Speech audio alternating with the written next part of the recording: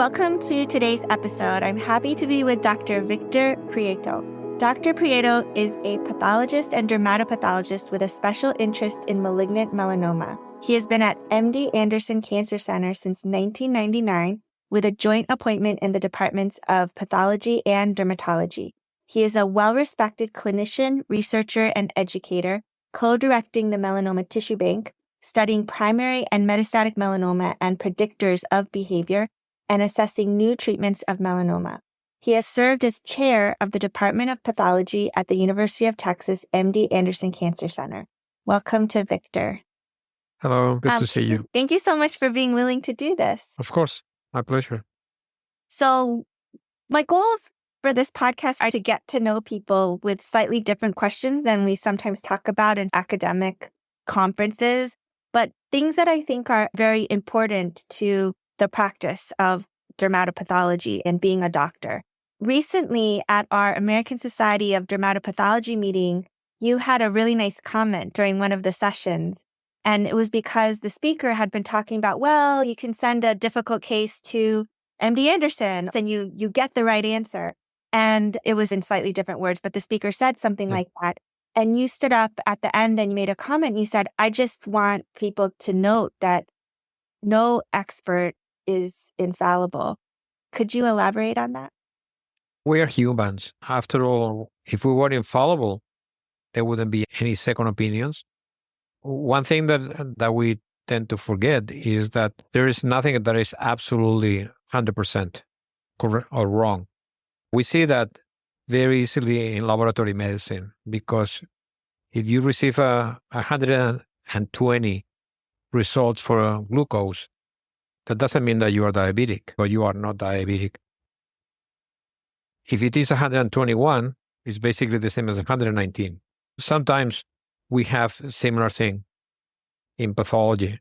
We tend to have an either or. So it's 100% diagnostic one or the other. Sometimes it's not that. So this is a long answer, but that's what I meant. As an expert, you have seen more cases of that.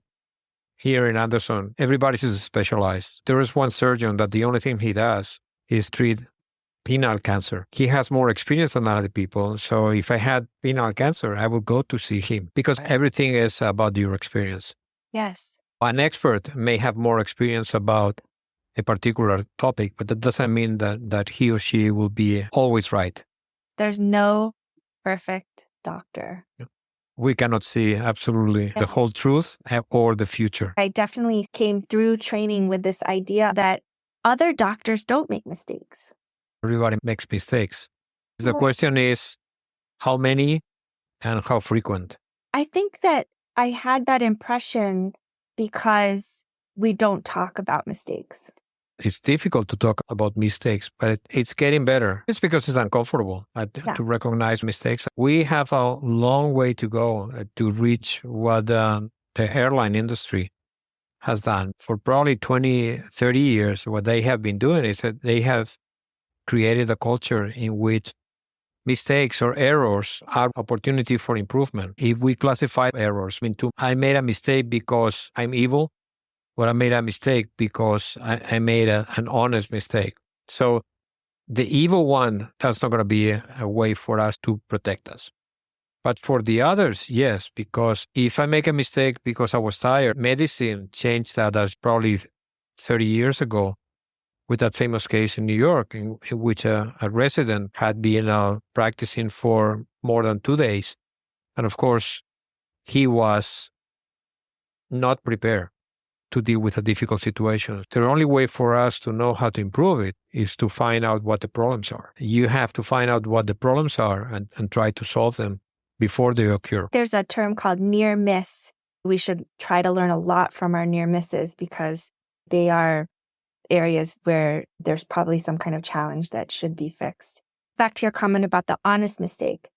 If I'm making an error, hopefully it's an honest mistake, meaning that I'm not doing it deliberately. It's not because I'm an evil doctor and I'm like, let me deliberately put this wrong thing in the report. So it's an honest mistake. I don't know that I'm doing it because obviously if I did, I would do something differently. I don't know when I'm making errors. Oftentimes the way that they're caught, it's usually not me that catches them, but the clinician will call and say, this didn't fit quite right, or the case is reviewed in grand rounds or some other conference for some reason, and the error is caught. Every once in a while, a case didn't sit well with me, and I look back at it and maybe I change it in some way. Can you comment on that and how you deal with that? It's very important to have processes that prevent error. As we were mentioning before, airline industry, they have reduced significantly the number of accidents. And it is much safer to travel by plane than going to the airport in your car. I think that we are reaching the same way in medicine.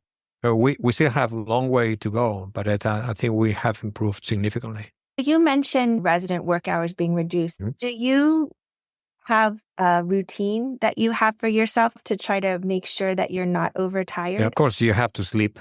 Yeah. And the older you get, the more you have to make sure that you're doing it. One of the things that I use is that after hours, and I'm talking about anything between 4 or 5 o'clock, I do not give a diagnosis on a specimen if it is controversial or difficult. I will let it sit and then I will look at it the following day.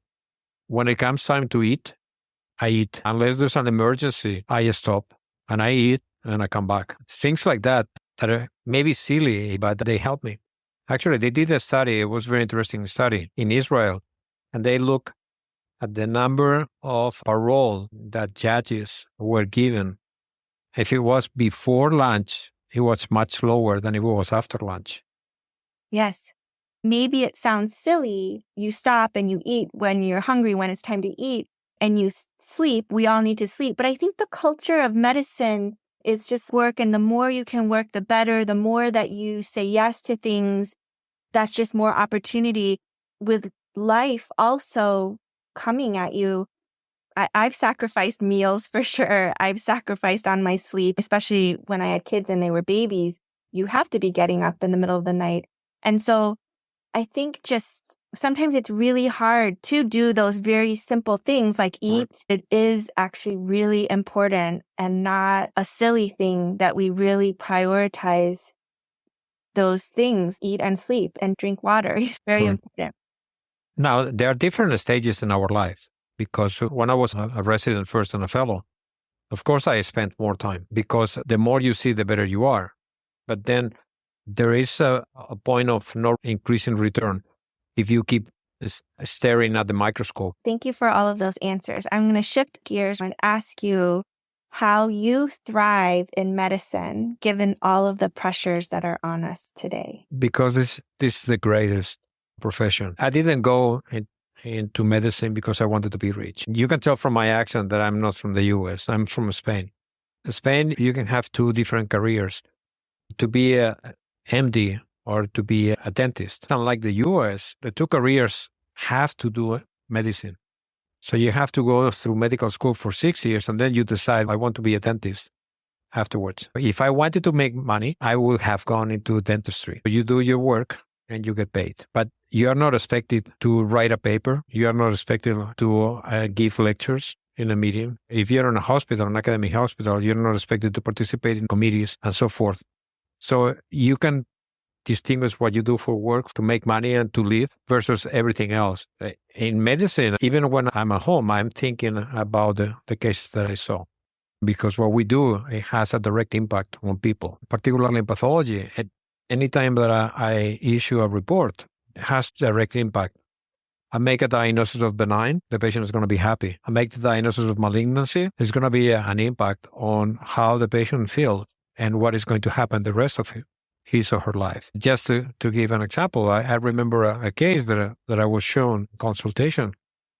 And when I look at the slides, I said, this patient is at risk of malignancy of the GI tract, of the gastrointestinal tract, particularly of the colon. I put that in a note, and 3 weeks later, the surgeon called me and told me, Victor, the patient had very early colon carcinoma. We were able to cure him. So that's the type of impact that our work has on our patients. And that's why that is so rewarding. I agree. Is there any advice that you wish you had known earlier? The most difficult thing about the future is to predict it. I'm just paraphrasing. There's not much that you can foresee because you don't know where things are going to go.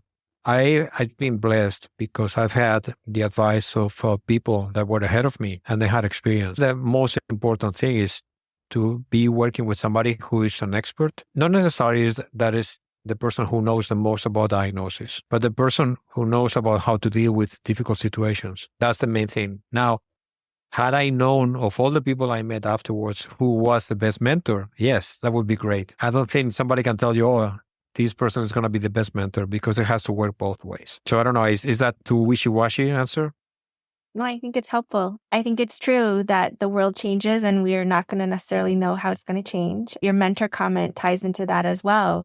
It's really hard to know who is really going to have a large impact on you until the past is the past. So I think to keep an open mind, and going back to your story about the dentist versus doctor in Spain, I think like one of the key things there is you knew yourself and you did know what you wanted. You wanted to have work be more a part of your life rather than just, oh, work is just to create a life and to make a certain amount of money. And you're right. I think that when we're doctors and we really care about what we do, it does spill into the rest of our life. One thing that I wanted to say is that any profession, you can make a job to make money, or you can make it a profession. Because I have friends, and I was telling you about the dentist. Of course, there was the stereotype, but I have friends who are dentists, and they really love what they do. So they do that as a profession. And at the opposite, I know pathologists who they just want to work from 8 to 5 or 8 to 3 and then go and play golf, which I have nothing against that. But to me, that's not a profession. It's just only a job. I appreciate that. Do you have any final thoughts?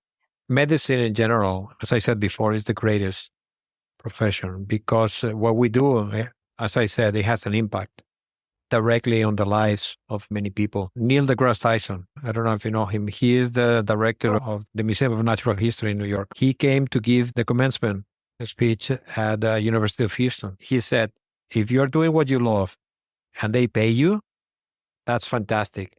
But if you're doing a job that you don't like simply because they pay you, you're going to be miserable. That really resonated with me. So as I said before, I didn't do medicine because I wanted to be rich. So every day I feel very grateful because they pay me to do it. They pay you to do something you love. There's nothing better than that. Yep. Thank you so much for spending some time with me. I really appreciate it. Absolutely. Looking forward to talk to you again.